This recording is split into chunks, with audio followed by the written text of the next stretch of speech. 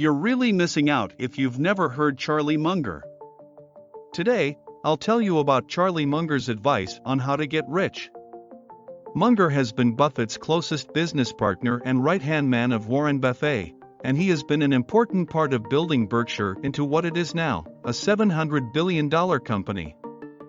He fits the profile of a rich billionaire and has a bank account full of zeros. So how did he do it? Before we get into that, subscribe to our channel to get more interesting videos like this. Now let's get on with our video, shall we? What was his motto before we get into that?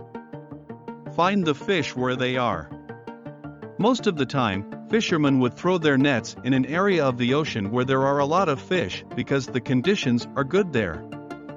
This is why it is important for the fishing industry to have a constant presence in international seas and secure fishing rights in unexplored fishing areas. Charlie Munger famously said, "Fish where the fish are," at one of the legendary Berkshire Hathaway meetings.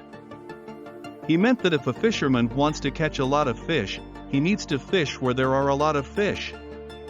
The fact that there are fish in the water is more important than the fisherman's skill.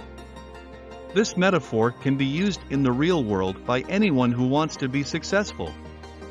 Tom and Peter will show what to do.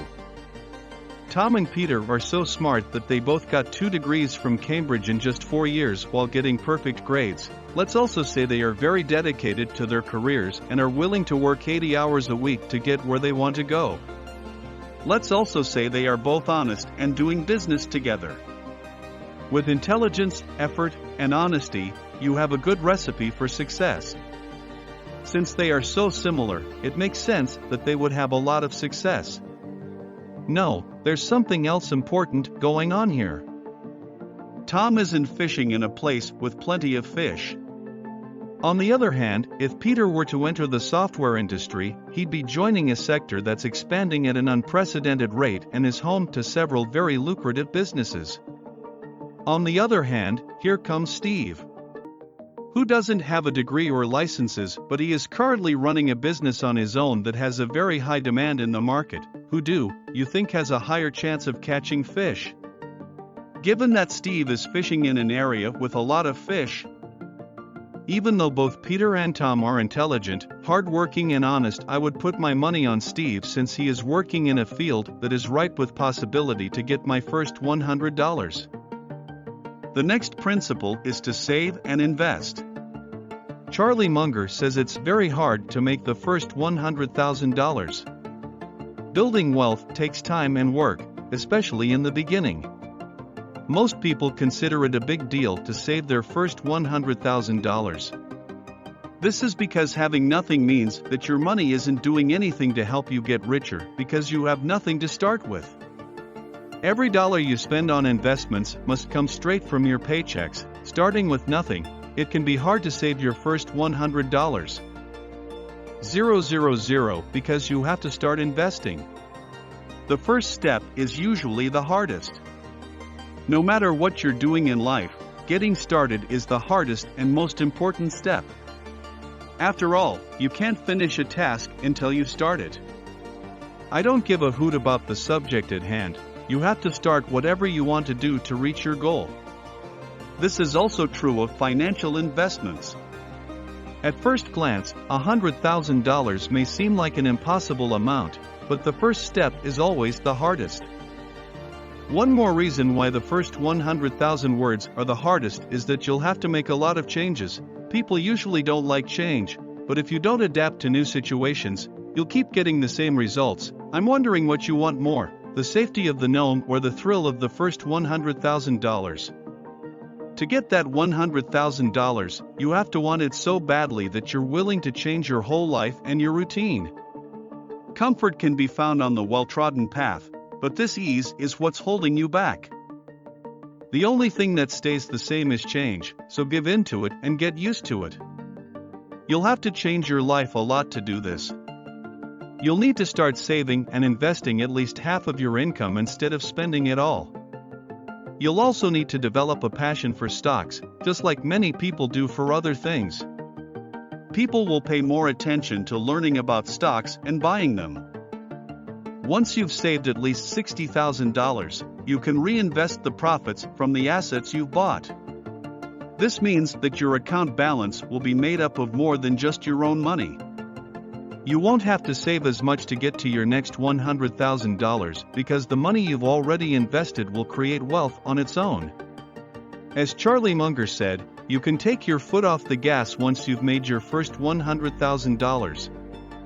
If you invest $100,000 in the stock market and earn an average of 10% a year for 20 years, your $100,000 will have grown to about $675,000. You could get your feet wet while you're young and make your first $100,000, then put your life on autopilot. The first $100,000 is the most important. Owning equity is one of my favorite Charlie Munger ideas. It's how the average person can become very wealthy. Let me explain. Charlie has almost all of his multi-billion-dollar fortune in just one stock: Berkshire Hathaway. He has been with the company for almost 50 years. What does Charlie Munger make as vice president of Berkshire each year? Even though he owns a lot of stock in the company, he makes less than most software engineers and investment bankers right out of college. Charlie Munger's success is not because of how much he gets paid, but because the value of Berkshire stock yields is going up. Here's a rule of thumb that can make you rich. When you're looking for a job, it might be best to focus on opportunities that also give you an ownership stake in the company. With each share of stock you buy, your ownership stake in the company grows, and you get a bigger share of the company's assets and earnings. IT workers are often given large shares of company stock as a reward. Many people have become millionaires after joining a fast-growing company because their stock grants went up in value over the course of their employment. I don't think it's smart to want to be president of the United States or a billionaire or something like that because the odds are against you.